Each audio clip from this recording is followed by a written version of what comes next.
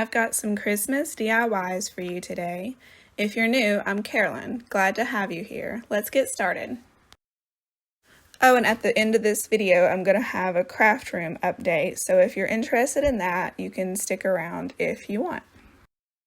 I've got this thrifted oval frame and a fabric napkin. I'm going to cut a Christmas tree form out of that to put my lace trim scraps on top of. It's more of my form here is more of a candy cane shape, but I'll be able to adjust that a little bit later. And I'm just going to hot glue. I'm not going to be doing any sewing, but you could sew this. And I'm going to make some pleats. I'm creating some ruffles and just, use a different piece of lace scrap for each little layer on here.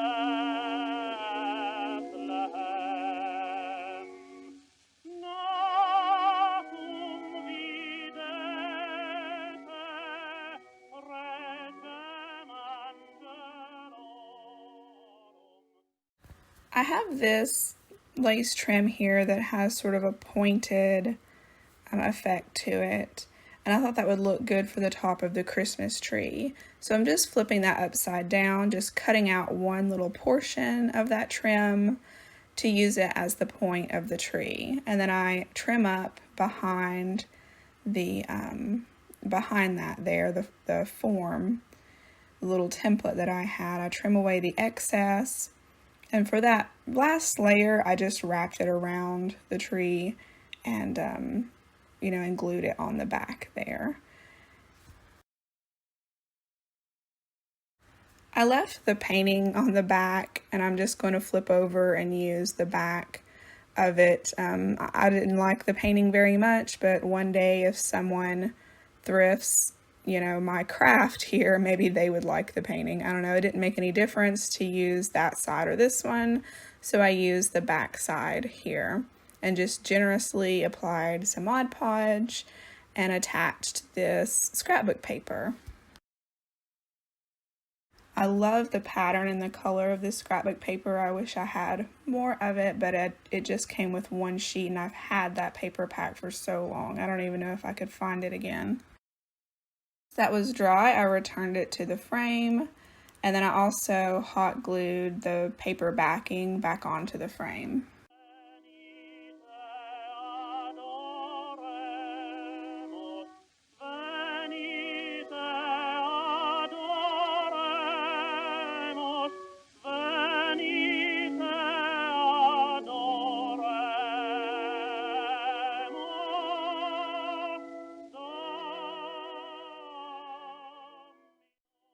There are several things you could use for your tree trunk and the star on top, but I had this thrifted, I don't even know, it's like a charm necklace, a chain with a lot of charms on it. And there was a rectangular one, but I was just showing you here, there's lots of things you could use. Like if I didn't have that, I would have used this belt buckle piece here and filled that in with some beads. And just, you can use your imagination and make your own tree trunk out of whatever you have.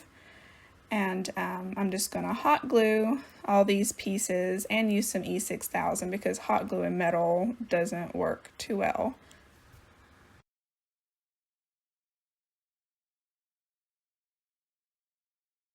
Many years ago, I had this wrapping paper that I just loved. And the last present that I wrapped in it, I took a picture of the wrapping paper to save the imagery for later on down the road. I didn't know if I would use it, but here I am using it. The first image was the original picture of the wrapping paper that I took with my camera, and the second picture is where I went in Photoshop and uploaded the image and made the background more just white. You know, took out the off-white tone to make it more printer friendly, to use less ink.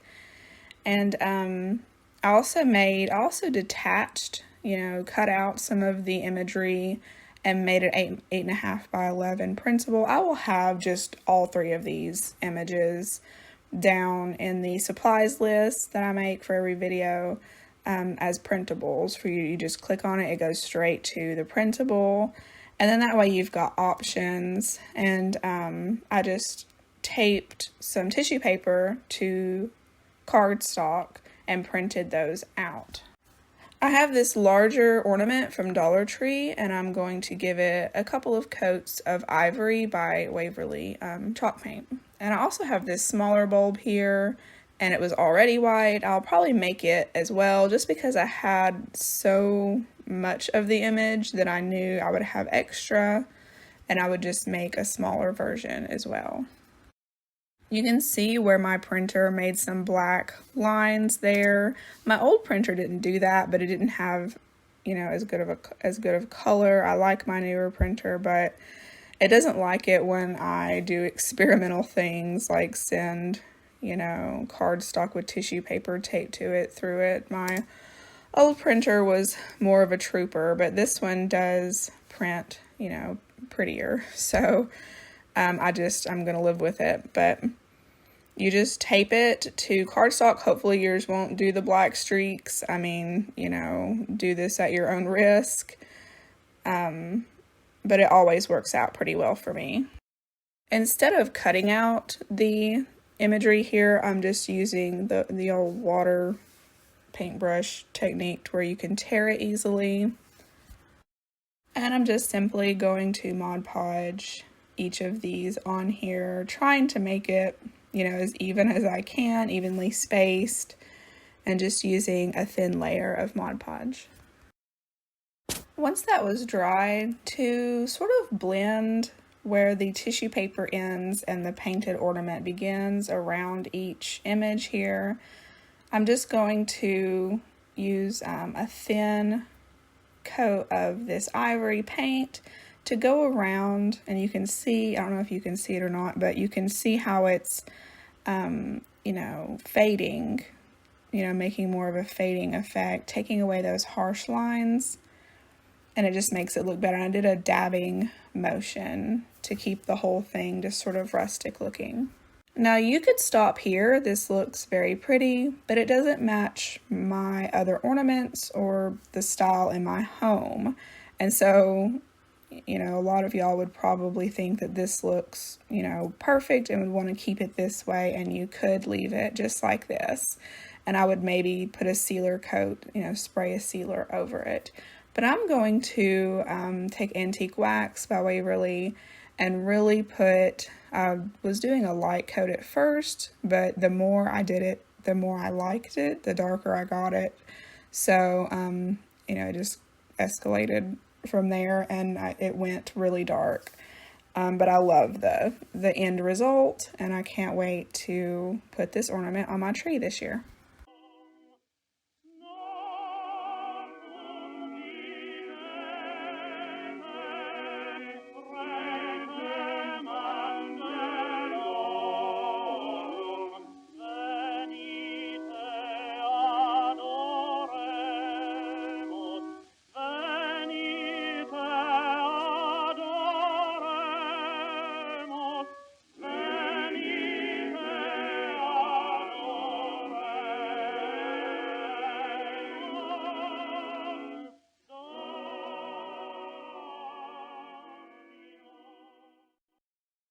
And here is the little one, and it turned out, you know, much the same. On the larger one I didn't show, I did use some rub and buff on the ornament cap.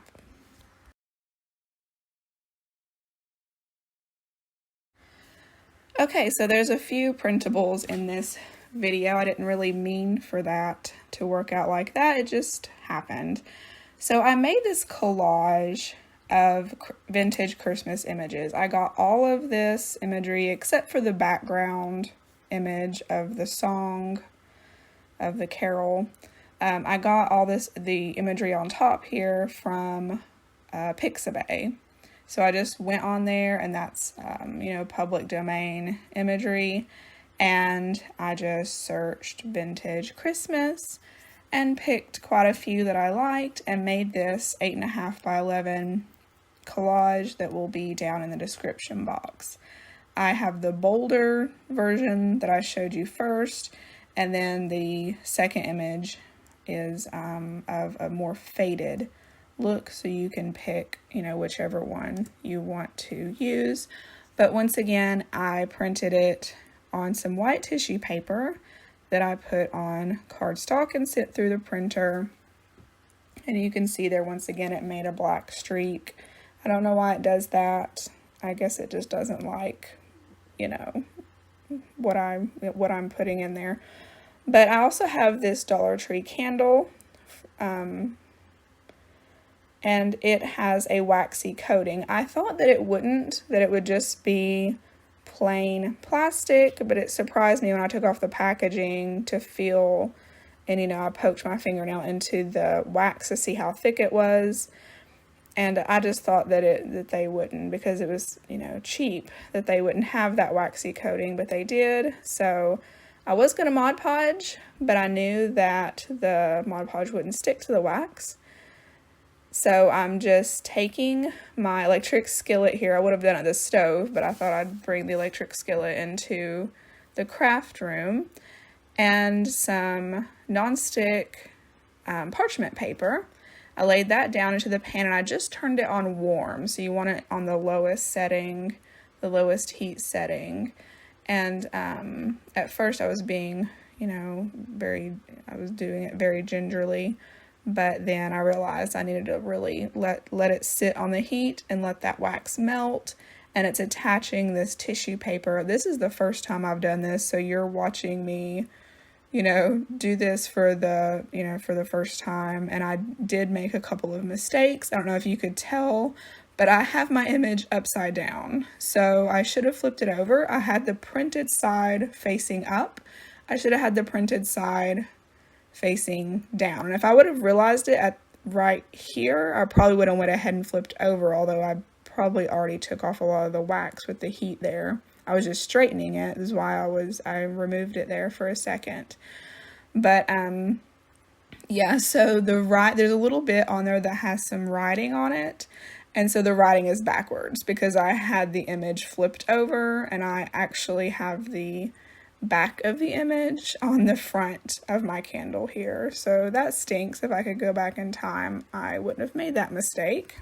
But to remove the, you know, excess paper, I just used a sanding block, and I used the finer grit side and not the rough, so that I didn't, you know, mess up the top of that fake candle too much. But this turned out really great. If I could do it again, I wouldn't make the mistake of having my image backwards, my paper backwards, and I wouldn't cut the edge. I would tear it instead of cutting, you know, the piece out to put on the candle.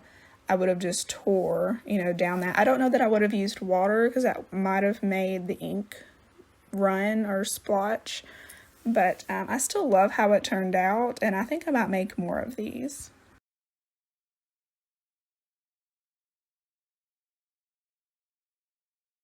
I designed this Christmas tree farm sign here. I used some graphics, very tree images, and I got the Christmas word there from an old book, and then I got, you know, the tree farm font off of DeFont, and it was 100% free font. So if you wanted to make these, I think they would probably sell well if you, you know, do that sort of thing, sell crafts. Just, I ask that whenever I offer printables that I've made, that you don't just download them and turn around and sell them. It's not really right, you know, for you to sell something that they could come on here and get it for free. You know, if you're changing it up, or if you're making something out of the printables, that's fine. But, you know, I just ask that you don't resell the actual printable without doing anything to it first. I sized this printable to be an 8.5 by 11, just regular letter, sheet of paper, but I printed it on some Ivory cardstock. So you can, do this however you'd like, but I sized it perfectly for this little Dollar Tree sign. And before I Mod Podged it down, I just went and just looked at it, held it up to the light to make sure it was positioned right, and made some creases so that once I got the Mod Podge on the wood, I'd be able to just flip it over and line it up inside those creases. And I have the printable, it positioned to where you can just put the sign at the bottom of the page and it'll be, in the right position, right at the bottom of the page. Whenever I print things, I always do borderless printing or like no margin printing with 0 margin. So that might help you out if, you print it and it isn't the right size or something. Try doing that. Try printing borderless if you can, but it would work out fine, if you didn't do that as well. But I just used a sanding block, and I used the coarse side of the sanding block because that cardstock is pretty thick. So it took some elbow grease there, and had to scrub that pretty hard to get that cardstock off. It looks great as is, but I did want to distress the edges just a little bit to, just to outline it. I feel like it looks a little bit better, and I did rub some across, but this time it wasn't so heavy-handed with the antique wax, and just did a light distressing on it.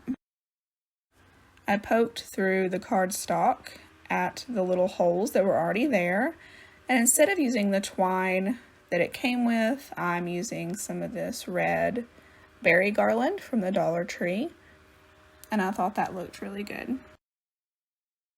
That's it for the crafts. If you're not sticking around to see the craft room update, I just wanted to let you know that I appreciate you watching.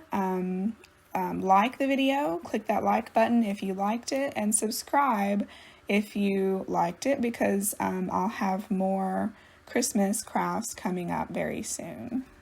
And now for the craft room update. I'm going to update you guys just as I go along at the end of the videos. I'll always just stick it at the end in case people aren't interested, but I'm still not done with it. But here is just a little update to show you how far I've gotten. Then the last update, I had just painted the walls white with, it's like an antique white from Walmart that's like pre-mixed, really cheap paint. I like the color, but I wanted more interest on the walls, and I wanted wallpaper, but the wallpaper I wanted was very expensive, so I thought I would stencil the walls. This shape here I got online, and it actually was a stencil on Amazon, but the stencil was 12 by 12, so that was way too big, and they didn't offer it in any smaller of a size. So I took the image and I shrunk it down to make a 6 by 6 stencil, so half the size. And I printed it on paper, and then I traced it on a clear like cover sheet that you would get at an office supply store. You probably could do this with a cutting mat from Dollar Tree, I would say also.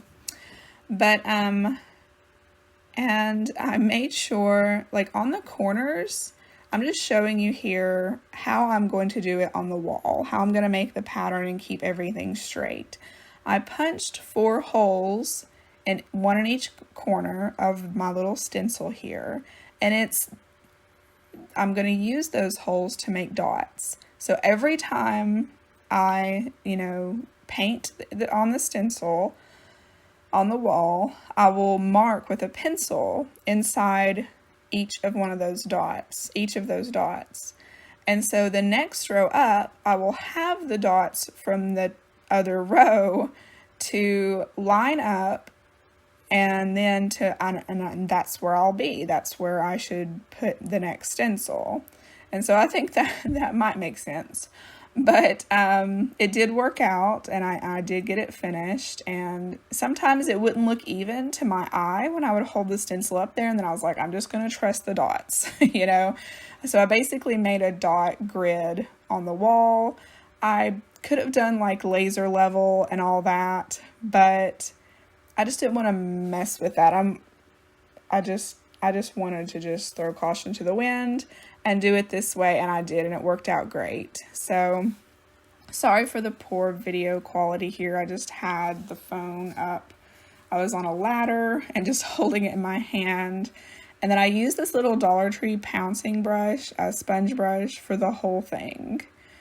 And that one stencil, like just that one stencil. I did make another stencil so that I could bend it into the corners to make, you know, because I didn't want to mess up the original stencil. And this took forever. But I just can't believe how good it turned out, how straight everything is without using any level of any sort. I just went by, I mean, my house is newer, from 2019 is when we built. And so maybe the room is pretty square. Maybe you would need to use a laser level if your house was older, because the top row, I went by the ceiling line. But anyway, I do like it. I still wish that they were smaller, that the you know, stencil was smaller. I might actually go over it, like with some watered down antique wax. I want it to look older. It's too crisp. But I'll let y'all see if I do that. I'm kind of scared to do it because this took so long. It took up so much of my time that I'm just scared. I'm scared to mess it up, but I might go for it. Tell me what y'all think, if I should, or if just leave it alone. It looks good. My son walked in and said that it looked like granny walls, and he didn't know that that was a big compliment. You know, he didn't mean it as a compliment, but I took it as one. But I don't think it's enough of that. And I think it looks almost boho, and I don't like boho. So I want it to be more, look old. So I don't know. I might do it. I might not. I might live with it like this for a while. But anyways, I'm rambling, and I'm going to get off here, and thank you guys for watching. There's more Christmas crafting to come. I've already started on more, so fingers crossed I'll get out quite a few videos before Christmas this year. Thanks for watching, and I'll see you guys in the next one.